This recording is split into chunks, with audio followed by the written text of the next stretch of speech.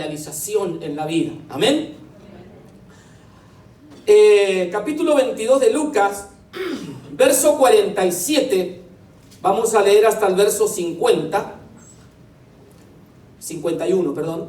Dice así la escritura: mientras todavía estaba él hablando, he aquí llegó una multitud. Todo esto sucedió en el huerto de Getsemaní. Dice: y el que se llamaba Judas, uno de los 12, iba delante de ellos y se acercó a Jesús para besarle. Pero Jesús le dijo: Judas, ¿con un beso entregas al Hijo del Hombre? Y cuando los que rodeaban a Jesús vieron lo que iba a suceder, dijeron: Señor, ¿heriremos a espada? Y uno de ellos hirió al siervo del sumo sacerdote y le cortó la oreja derecha. Respondiendo Jesús dijo: deteneos, basta de esto. Y tocando la oreja al siervo, lo sanó. Vamos a leer esta misma historia, pero narrada en Juan, capítulo 18 de Juan, la misma historia, pero nos da otros detalles. Capítulo 18, versículo 3, dice: entonces Judas, tomando la corte romana y a varios alguaciles de los principales sacerdotes y de los fariseos, fue allá con linternas, antorchas y armas. Jesús, pues, sabiendo todo lo que le iba a sobrevenir, salió y les dijo: ¿a quién buscáis? Ellos le respondieron: a Jesús el Nazareno. Él les dijo: yo soy. Y Judas, el que le entregaba, estaba con ellos.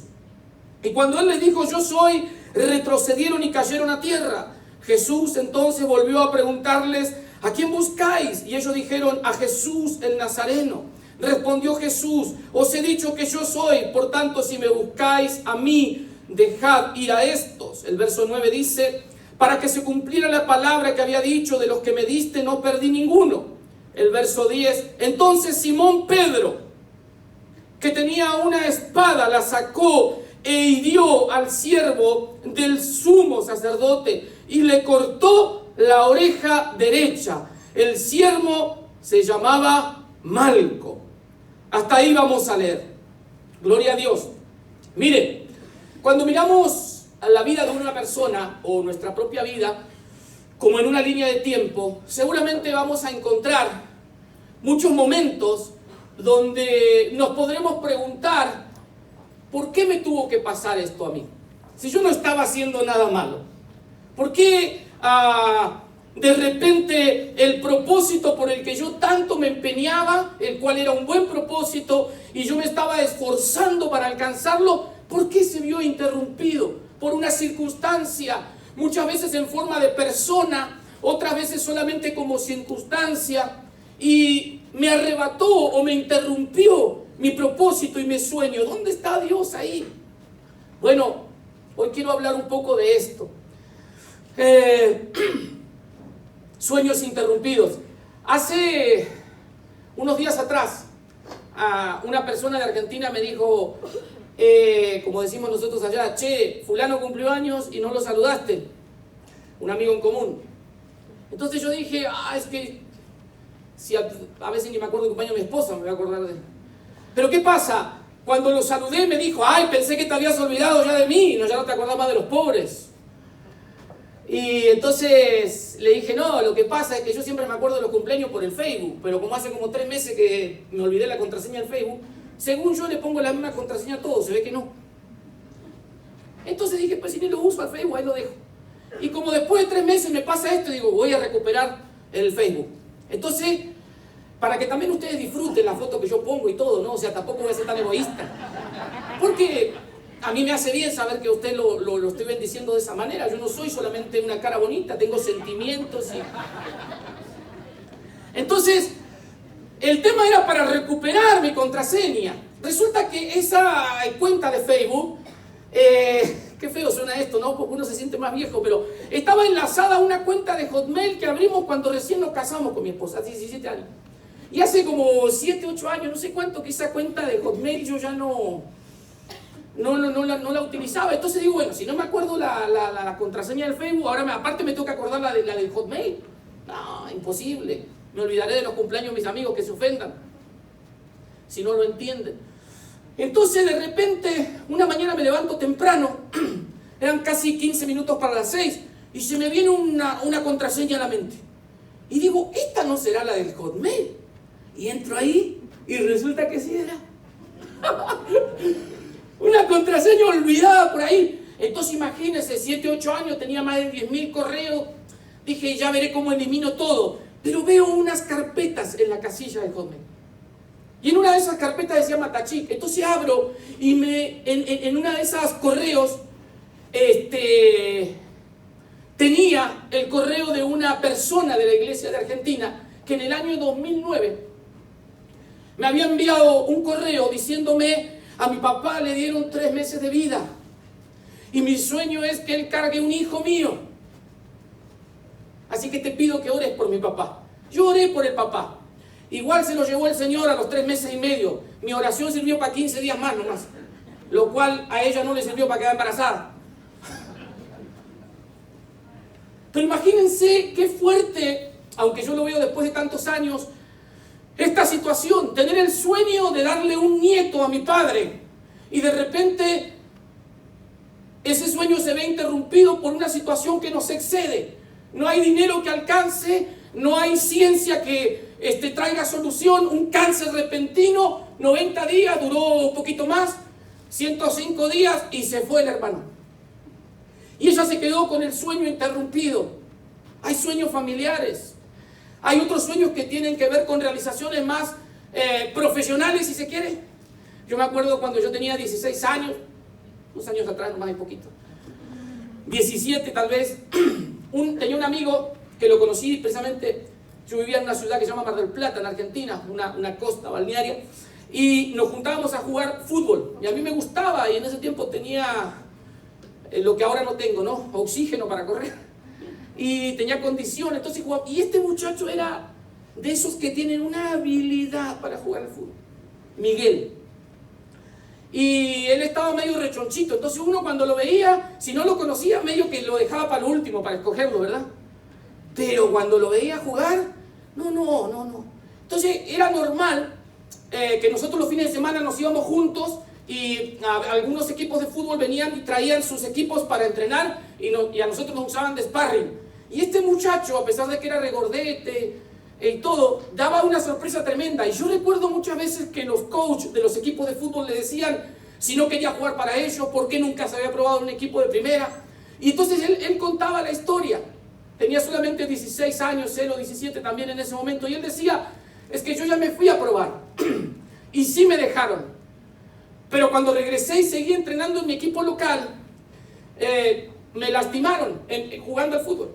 Y mi rodilla ya no tiene solución. O sea, puedo jugar, pero no a un ritmo profesional.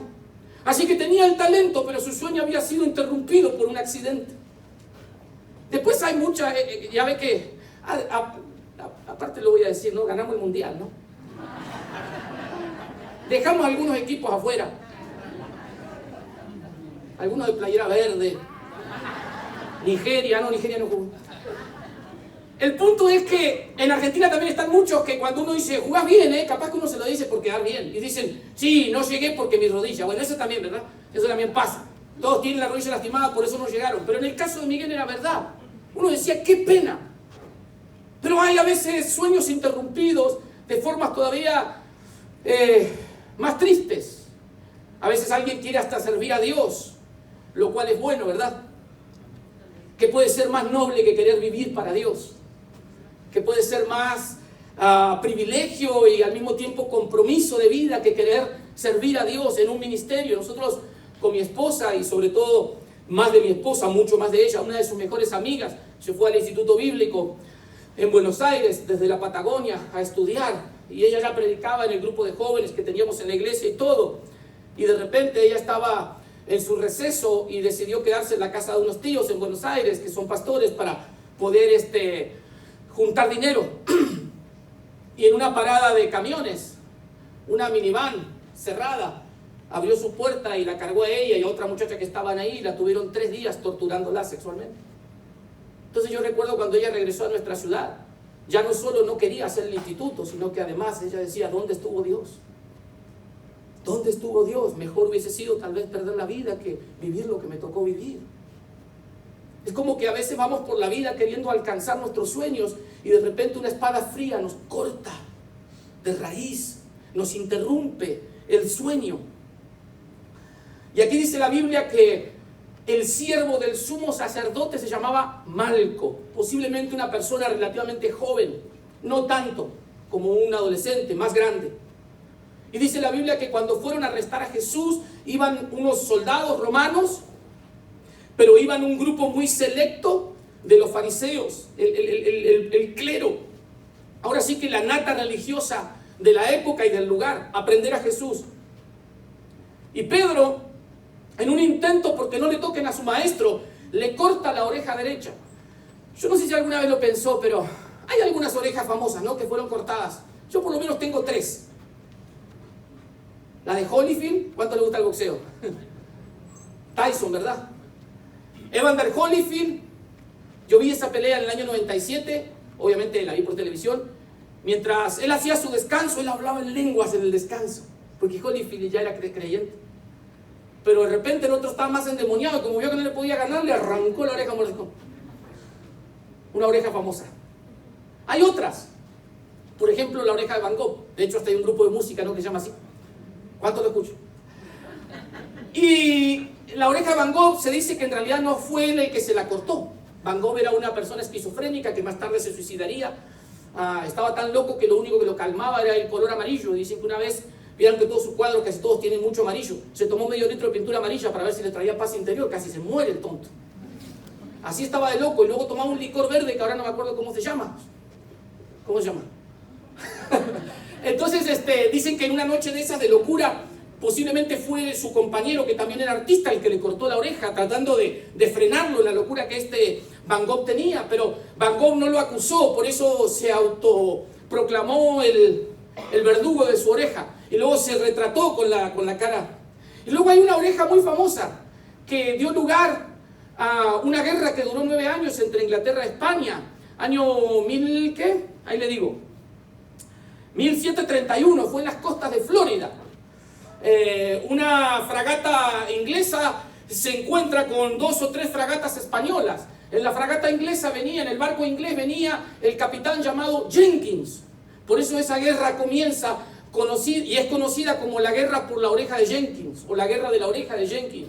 Fandiño lo toma y lo pone en el mástil del barco, y a todos los tripulantes los tenían ahí bajo control, y entonces le corta la oreja, la pone en un frasco y le dice: lleva esto a tu rey y dile que así les va a pasar si intentan pelear con nosotros. 9 años duró la guerra. Todo por una oreja. En realidad la oreja fue una excusa, ¿no? Pero ¿quién era Malco? La palabra o el nombre Malco significa aquel que nació para ser rey. Malco era un joven escogido. Y dice la Biblia que le cortaron la oreja derecha. Y también dice la Escritura que era siervo del sumo sacerdote. El sumo sacerdote en aquel tiempo era Caifás. Las palabras sacerdote y todavía más sumo sacerdote eran palabras que representaban o nombraban a las personas tal vez más respetadas de toda la nación judía.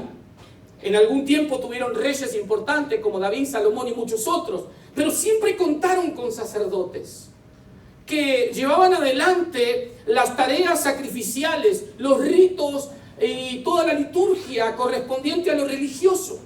Los sacerdotes eran personas hasta que vestían extraño, tenían escrito con oro en la frente santidad a Jehová. Por ahí está un chef famoso que reviste sus bistecs en oro. A mí no me sorprende, yo en la Biblia leo que ya en la frente traían el oro.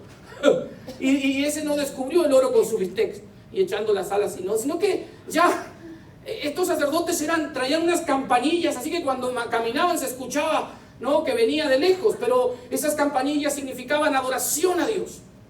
Tenían 12 piedras preciosas en el pecho, cada una de ellas representaba a una de las tribus de Israel. Y tenían otras piedras en los costados de los hombros, el Urim y el Tumim, que eran como una especie casi de dado para echar suertes y conocer cuál era la voluntad de Dios.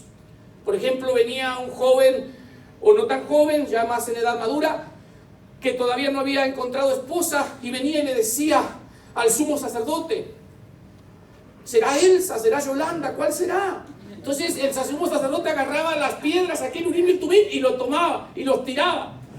Y le decía: son las dos. No. Sí, ¿verdad? En eso sí tienes razón. Todos aquellos que podían llegar a ser sacerdotes tenían que provenir de la familia de Aarón. Dios instituyó a Aarón como el primer hombre dentro del sacerdocio para su pueblo. Y nadie podía calificar o intentar llegar a ser un sacerdote si no provenía de la familia de Aarón. Y para llegar a ser, ahora sí que no sacerdote, sino sumo sacerdote, primero había que ser sacerdote. ¿Vieron cuando alguien quiere ser, no sé si aquí se le dice notario, bueno, escribano? Primero tiene que ser abogado. Después de que seamos abogado, estudia lo otro. Lo mismo cuando usted va a visitar un médico especialista, primero tuvo que ser médico, ¿no? Clínico, y luego ya estudió su especialidad. Lo mismo era, para darle un ejemplo más entendible, con los sumos sacerdotes. Primero tenían que ser sacerdotes, y después que eran sacerdotes, podían ser seleccionados por el sumo sacerdote para servirle de forma personal. Una vez que le servían de forma personal y pasaba el tiempo, podían llegar, tal vez, en el paso de los años, a cuando ya el sumo sacerdote no estuviera más, o cuando ya no pudiera estar más oficiando todo lo que correspondía a su oficio, entonces aquel siervo que ya era sacerdote y que había estado siendo preparado, entonces ahora tomaba el lugar y era sumo sacerdote. Aquí está un grupo pequeño de sacerdotes, de fariseos y el sumo sacerdote Caifás, que van a aprender a Jesús. Y dice la Biblia que Malco era el siervo del sumo sacerdote. ¿Sabe qué significa eso? Que él era el que estaba siendo preparado para un día ser sumo sacerdote. Él ya era sacerdote. Y si no hubiese sido así, no hubiese estado en esa reunión tan exclusiva. A veces nos quedamos solamente con que la palabra siervo parece como que fuera un esclavo del sumo sacerdote. No, él era una persona que estaba siendo preparado. Yo le quiero decir esto: cuando la Biblia nos da nombres y nos da detalles, por algo es. Y a mí me atraen mucho los pasajes extraños de la Escritura. Cuando digo: ¿y qué enseñanza tiene que le costó la oreja derecha? Yo, por ejemplo, si a mí no me quedara otra y me toca elegir, a alguien viene y me dice: elige una de tus orejas porque te la voy a mochar, pues yo sí elegiría la derecha. Le voy a decir: ¿por qué? Porque no escucho tan bien de esta. A veces vamos con mi esposa en la carretera y yo voy conduciendo, entonces le voy preguntando algo y ella, mientras habla, va disfrutando el paisaje. Entonces hace esto, ¿no? Claro, yo la tengo de aquel lado, que escucho menos. Entonces ella agarra y dice: sí, no, dice, la voz se le va. Digo: no te escucho. Ay, me dice, que está sordo, y no escucho bien. En cambio, cuando ella va conduciendo y yo voy de este lado, escucho mejor. Aparte, ella va seria como perro en bote, ¿no? Nunca vi un perro en un bote, van serios. Entonces va así, no va disfrutando el paisaje. Ahora el que disfruta el paisaje soy yo. Entonces yo le pregunto algo y la escucho bien. Y yo le digo a veces a mis hijos: escucho, no que estoy sordo, no me mire así como que pobre viejito, pero escucho un poquito menos con esto. Yo elegiría mi oreja derecha, ¿verdad? Porque digo, bueno, entre las dos, si tengo que elegir y no me queda otra, pues la que menos escucho, ¿no? Si de plano ya no me dice fuerte, pues ya. Entonces, aquí hay una cuestión bien interesante. Malco era el siervo del sumo sacerdote, era un sacerdote que estaba siendo preparado para un día alcanzar su máximo sueño. Porque para los que descendían de la familia de Aarón y podían entrar al sacerdocio, claro que soñaban con llegar a ser el sumo sacerdote. Y para él esta noche debe haber sido una reunión bastante especial. ¿Sabe por qué? Porque tenía la oportunidad tal vez de demostrar su lealtad al sumo sacerdote. Yo me imagino, es solamente mi imaginación, que Pedro no le cortó la oreja solamente porque lo vio ahí que no era un soldado. Me imagino que él tal vez trató de tomar el brazo de Jesús o trató de acercarse un poco más a Jesús. Y Pedro estaba esperando que el primero que se acerque le mochaba lo que podía. Pero dice la Biblia que le cortó la oreja derecha. Miren lo que dice la Escritura en Levítico, capítulo 8, verso 23. Dice: capítulo 8 de Levítico, verso 23. Y Moisés lo degolló, no al sacerdote, está hablando de un animal acá. Y tomó de la sangre, escuche bien, y la puso en el lóbulo de la oreja derecha de Aarón, en el pulgar de su mano derecha y en el pulgar de su pie derecho. Parece que del sacerdote todo lo que servía era lo que iba para el lado derecho, ¿no? Lo que iba para el lado izquierdo no tanto. Pero cuando alguien llegaba a ser sacerdote y también sumo sacerdote, había un rito, había una ceremonia que oficializaba el haber llegado hasta este punto, marcando con sangre el dedo derecho y también la oreja derecha, el lóbulo. Mire qué lindo lóbulo tengo yo.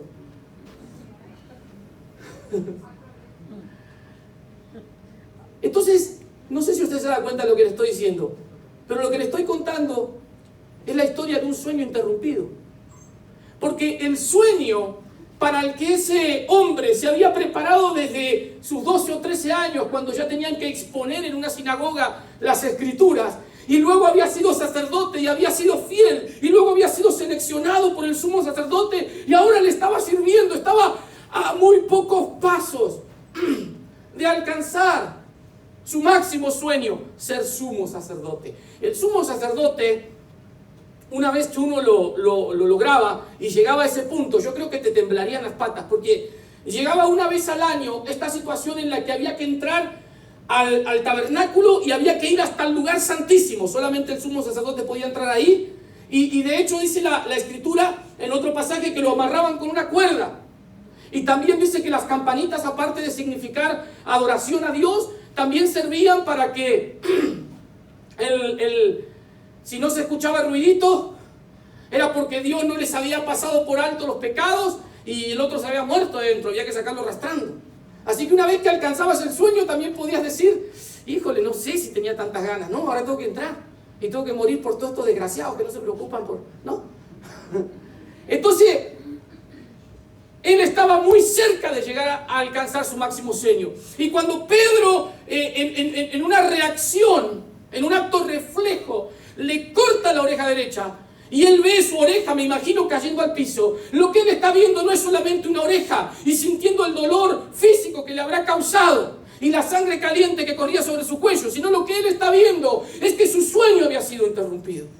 Lo que él está viendo es que no era simplemente una oreja, era el trabajo de toda su vida. Su propósito para el que había un día a la vez trabajado por tantos años. Ahora Pedro, en un acto reflejo, se lo tiraba al piso. Esos son sueños interrumpidos.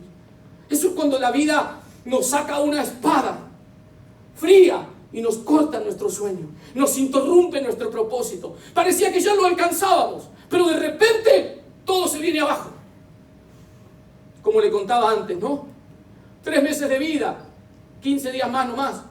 Ni casada estaba aquella muchacha y no pudo cumplirle el sueño, o ella misma vivir el sueño de darle un nieto a su padre.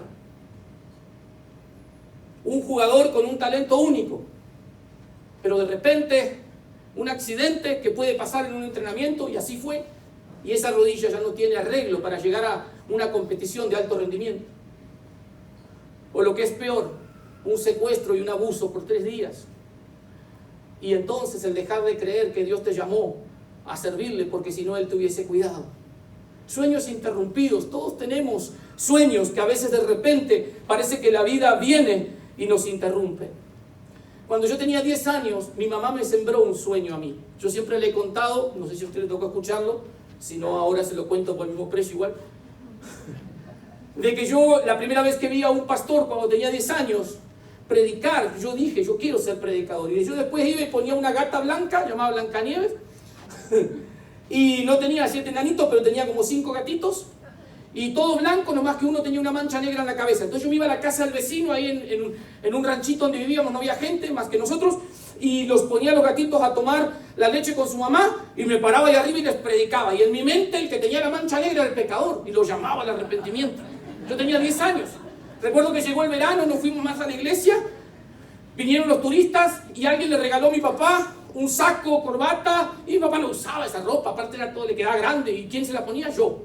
Y agarraba la Biblia y me iba a hacer los mandados. Y un día mi papá se regresó, él llevaba gente a pescar y me encontró todo disfrazado, así, hacía un calor. Y yo con traje y corbata, no sabía hacer el nudo, le hacía algo ahí. Y vino y le dijo, mamá, este nene está tonto, está loco. Andamos pasando vergüenza, ¿cómo anda disfrazado así? Pues yo soñaba con ser predicador. Pero a los 11 años, 4 días antes de que mi mamá partiera, ella se quitó la vida el día de mi cumpleaños. 4 días antes, recuerdo que hubo una pelea muy fuerte en casa, era la moneda corriente, el pan que comíamos todas las semanas con mi hermano. Y mi mamá se fue ahí afuera, era el mes de mayo, aquí estamos en primavera ya avanzada, ya es otoño avanzado. Y entonces yo me fui con mamá, ella estaba apoyada en una pared, en una resolana, en una casa vacía, que era de un vecino que venía solamente en verano. Y yo fui, ella estaba fumando un cigarrillo para calmar sus nervios y recuerdo que la abracé y no tuve respuesta del abrazo.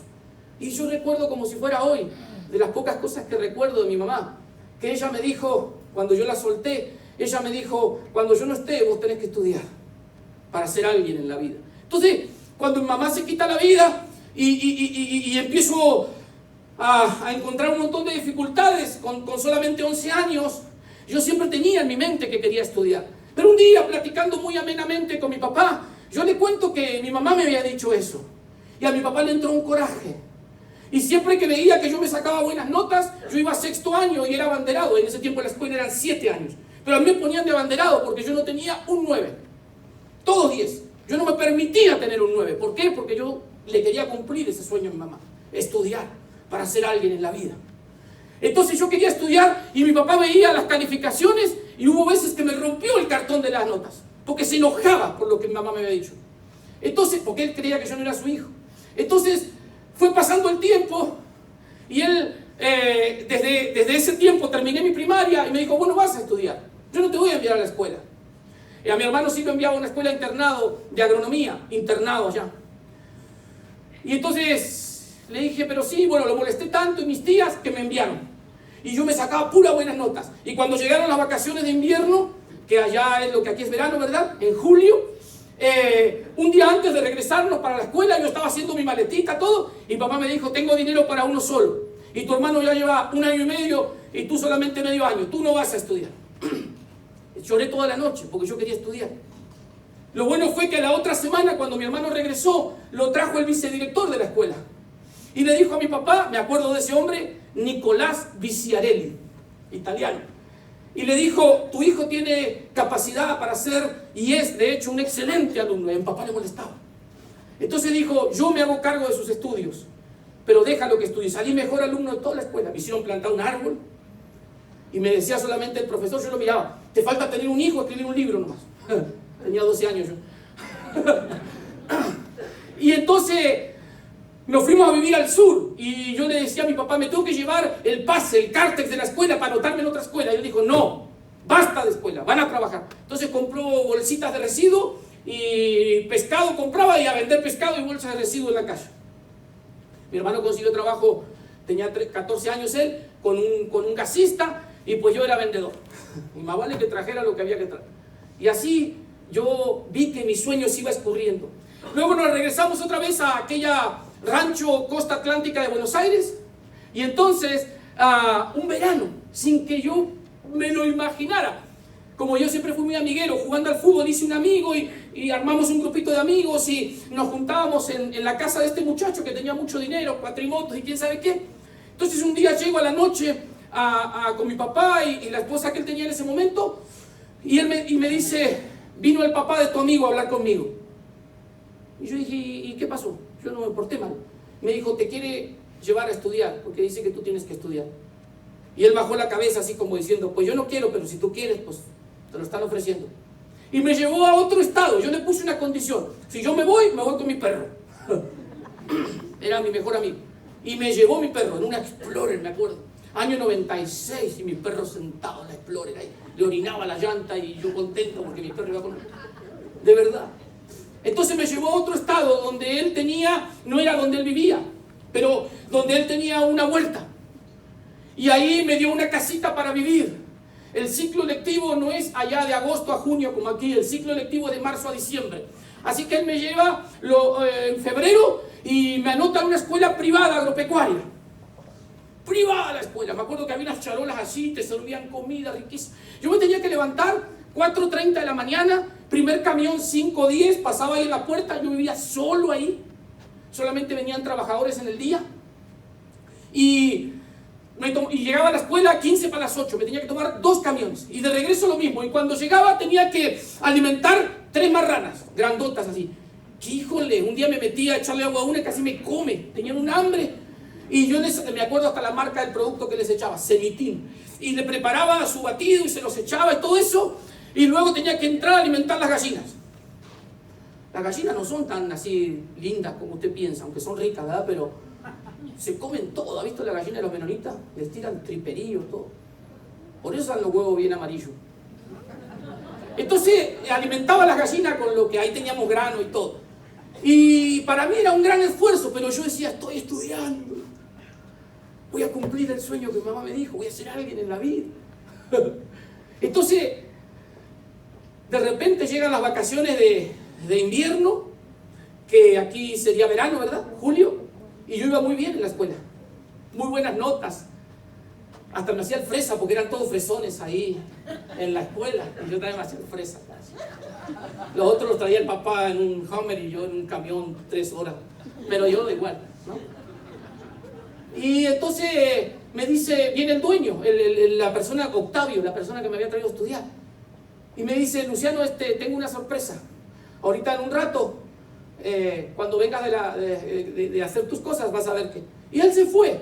¿Cuál era la sorpresa? Trajo a mi papá, a la esposa de mi papá y a mi hermano a vivir ahí, para que yo no me sintiera solo. Y a mi papá le dio para que administre la huerta y todo eso, y él se fue.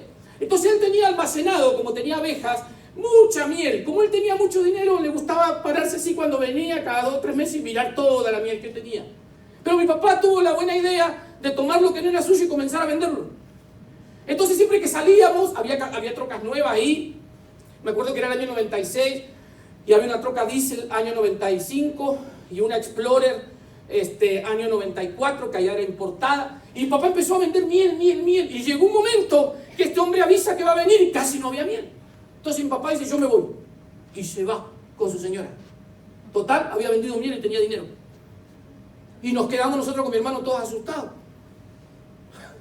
Y yo sentía que mi sueño empezaba a temblar ahí, empezaba a pender de un hilo, como en una cornisa. Pero no era mi culpa, yo me estaba esforzando. ¿Qué podía hacer yo para frenar a mi papá? Si le decía algo, imagínense, me tragaba los dientes. Entonces, este hombre viene, ve esa situación, me dice, no te preocupes, tú sigue estudiando. Y mi hermano seguía trabajando ahí, chocó el tractor, luego agarró la troca que no tenía por qué agarrarla porque no nos la prestaban, también la chocó. Y recuerdo una noche que era los primeros días de noviembre. Me faltaba 25 días para terminar mi año. Y tenía nada más 2 o 3 9, todos 10. Y recuerdo que esa noche mi hermano me dijo, mañana me voy a ir. Y conociéndolo, aunque era mayor que yo lo conozco muy bien. Y ya lo conocía desde ahí. Dije, algo pasó. Y en la mañana, cuando yo me estaba yendo a la escuela, abrí el portón y vi la troca chocada. No sabía yo que la casa del dueño, que también estaba ahí, una casa muy bonita, mi hermano la agarraba para sus fiestas. Así que cuando aparece el dueño y encuentra la troca chocada y encuentra todo el desastre dentro de su casa, me llama a mí. Primero lo llama a mi hermano y le dice que se tenía que ir al otro día. Y luego me llama a mí y me dice, yo quiero que te quedes. Y yo le dije, bueno, y yo decía, me están dando una oportunidad más de alcanzar mi sueño. Pero luego él me dice, esto que a mí me caló, y entonces cambié de opinión. Él me dijo, tu hermano no sirve para nada. Y eso me dolió. Y yo le dije, usted no tiene por qué hablar así de mi hermano, ¿qué le importa a usted? Y él me dijo, ¿no viste lo que hizo? Y le dije, sí, bueno, pero ¿sabe qué? Yo me voy. Y él me dijo, te vas a arrepentir. Porque cuando vayas de vuelta a lo que vas, es otra vez andar en el monte con frío, con hambre, sin tenis, y eso es lo único que vas a tener y te vas a acordar de la oportunidad que perdiste. Y yo en mi orgullo, lo que sea, decidí irme 970 kilómetros haciendo raite, un hambre. 2 días y medio tardamos. ¿Y a dónde llegamos? Bueno, mi hermano se fue con unos tíos, yo me quedé con papá, al rancho otra vez, al campo otra vez, al frío, al hambre, y me acordaba. Y decía, ya se fue mi oportunidad. Ya mi sueño no tiene sentido. Entonces comencé a vivir otro estilo de vida hasta que llegó un punto que dije, ya no quiero vivir más. Pero ahí llegó Jesús a mi encuentro. Y cuando Él llegó a mi encuentro, algo que rápidamente comenzó a brotar en mí fue otra vez el volver a soñar. Entonces cuando me voy a vivir en la Patagonia, me meto en la preparatoria nocturna para estudiar. ¿Por qué? Porque yo decía, tengo que estudiar para ser alguien en la vida. Y terminé la prepa y todo, y luego yo decía, voy a estudiar abogado. Como siempre fui de hablar mucho, dije, capaz que me sale bien ser abogado.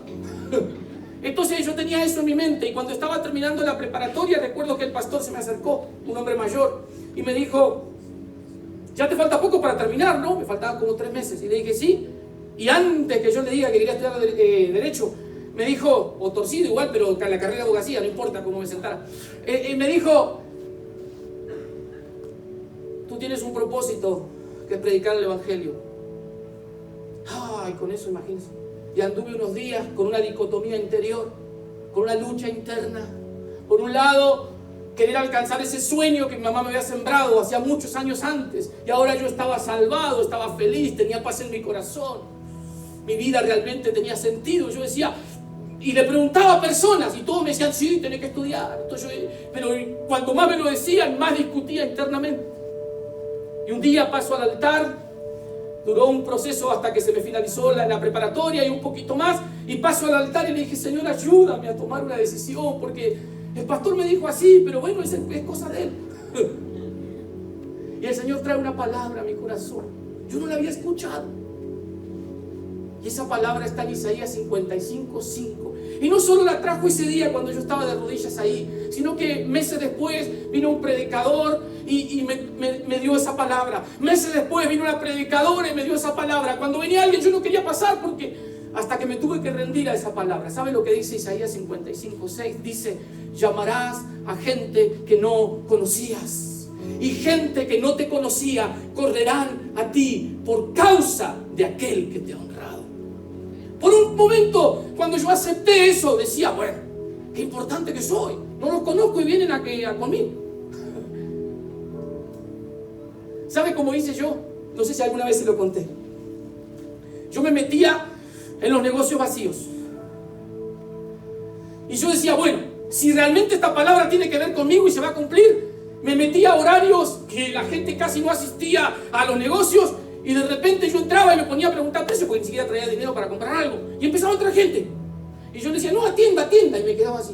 Y me iba. Y me ponía excusas. Y yo decía, no, debe ser porque justo, ¿no? Me voy a ir a un lugar donde no haya nadie. Y me iba a otro. Y así anduve unos días probando. Y cuando acepto esa palabra, llamarás a gente que no conocías. Y gente que no te conocían correrán a ti por causa de aquel que te da honrado. Entonces me di cuenta cuál era mi verdadero sueño en la vida. Tenía más que ver con aquel niño que se paraba frente a una gata con un hijo pecador. Que los sueños que las personas, incluyendo mi propia madre, me habían sembrado, eran buenas ideas, eran buenos planes. Así que yo te animo a que estudies, no importa la edad que tengas. Pero antes te animo a que le creas a Dios lo que Él ha hablado como propósito para tu vida. Porque Él lo ha escrito adentro en tu corazón. Y si tú le crees a Él, nada ni nadie te podrá detener. No que no haya problemas, no que no haya situaciones. Inclusive muchas veces habrá espadas. Y verás cómo tu oreja cae al piso. Pero en ese mismo instante verás a Jesús tomando tu oreja y poniéndola nuevamente en el lugar. Jesús en aquella noche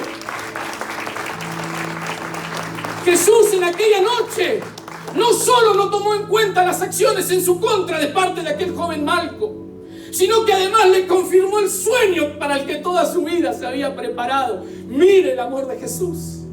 Ese es el Jesús con el que nosotros tenemos que encontrarnos, para no vivir con la frustración de sueños interrumpidos, para no vivir con esa frustración interna de que debería haber sido diferente mi vida. ¿Cuántas personas se quedan pensando que la familia en la que nacieron no es la correcta, que el apellido que tienen no es el correcto, que la fisonomía que tienen no es la correcta? Una palabra de Jesús, una acción de Jesús lo cambia todo.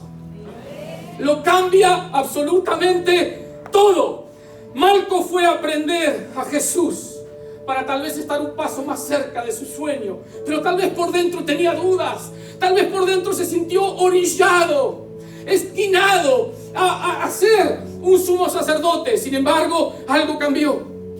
Cuando Jesús restaura su propósito y su sueño, entonces yo estoy seguro que él salió de ese huerto diferente. No solo porque la oreja no sangraba, sino porque Jesús mismo, aquel al que fui a aprender, aquel al que ofendí, aquel al que no tuve en cuenta, como muchas veces nosotros no lo tenemos en cuenta, como muchas veces nosotros lo ofendemos, es el mismo que nos va a venir a confirmar nuestro sueño. Y yo le he creído a Dios esto. ¿Qué impacto habrá tenido en la vida de Malco? Tremendo. Es Dios diciéndole: no fue solamente porque naciste en esa familia.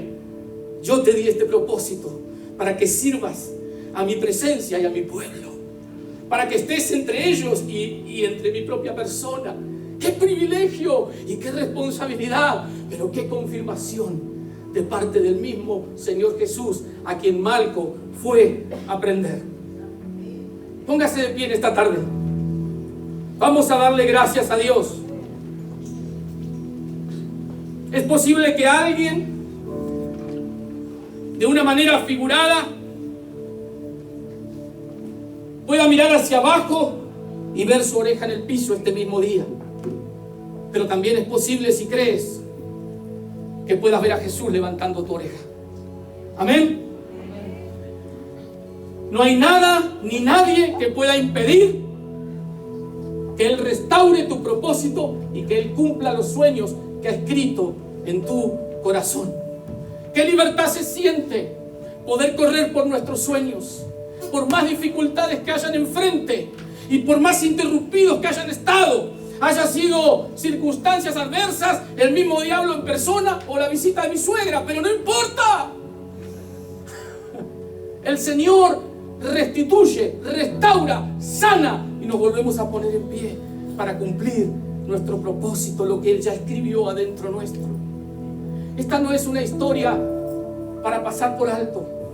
Hay detalles que nos hablan y no sé lo que sucedía en el corazón de Malco, pero seguramente después de ese momento y de ese día, él cumplió con el propósito para el cual había sido instruido por tantos años. Dios no quiere que renuncies a tus sueños. Dios no quiere que renuncies a tus sueños y que te resignes o conformes a lo que las circunstancias o las personas te acercan y te dicen: esto es lo que tienes que hacer. Incluso las personas que más te quieren, como mi mamá en ese tiempo, van a querer asegurarte y te van a querer poner una estructura a tu alrededor de contención. Pero los sueños, para poder alcanzarlos, se necesita correr riesgos. Se necesita a veces fracasar una y otra vez para aprender en el camino y tener la madurez necesaria para cuando el momento llega. Yo quiero darte una última sugerencia para orar. Una forma que yo he aprendido de trabajar en mi sueño es colaborar en el sueño de otros. A veces decimos: bueno, hay frases por ahí dando vueltas que las pegamos en nuestro perfil y que dicen: si tú no trabajas en tu sueño, trabajarás para el sueño de alguien más. Entonces nosotros nos volvemos egoístas, queremos trabajar para nuestro sueño. Y en una parte no está mal ese refrán o esa frase que alguien dijo, sobre todo si consideramos su vida y decimos: bueno, él sí logró mucho. Pero también es importante sacar todo lo que nosotros tomamos como patrón de vida de la Escritura, no de lo que dice una persona famosa o rica. El dinero no trae felicidad. Es más, a veces trae muchas tristezas. Pero miren, cuando yo veo la vida de José, él está en la cárcel y él era un soñador y está en la cárcel. Pero cuando otro hombre sueña, José no sabía qué iba a pasar con él, pero sí pudo colaborar en lo que iba a pasar con el otro. En vez de decir: este desgraciado, si supiera el sueño que yo tengo, y él preguntando qué significa esto que soñó. Yo voy a averiguar lo mío, no lo de él. Yo me ocupo de lo mío, no voy a trabajar en el sueño de otro. Y la Biblia dice que José fue y le reveló el sueño.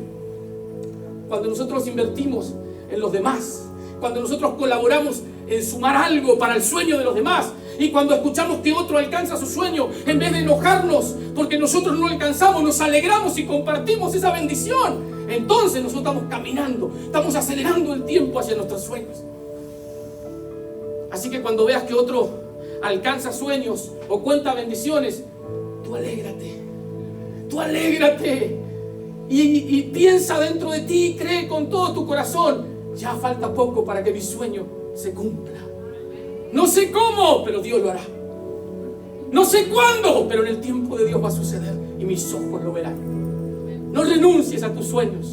Por más que hayan sido interrumpidos, el Señor vuelve a confirmarte hoy que te ha dado un propósito, que te ha dado un sueño y que te ha bendecido grandemente para que corras por él.